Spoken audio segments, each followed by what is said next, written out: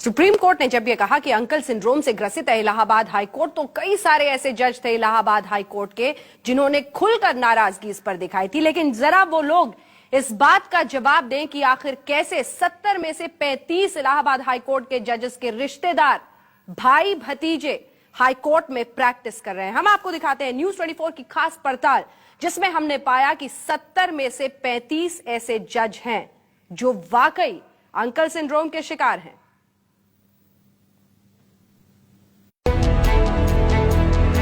कुछ जजों के बेटे, सगे संबंधी इसी कोर्ट में प्रैक्टिस कर रहे हैं।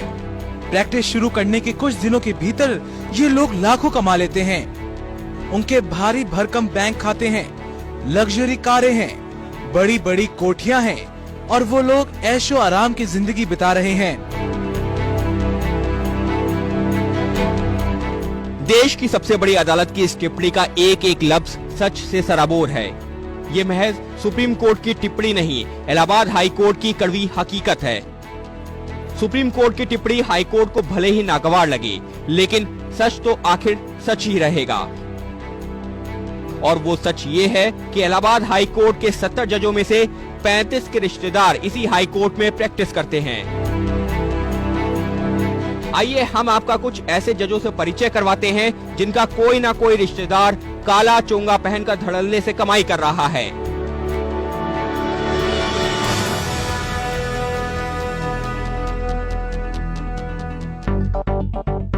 इन नामों पर गौर कीजिए। जस्टिस रविंद्र सिंह, इनका भाई अखिलेश हाई कोर्ट में वकील है।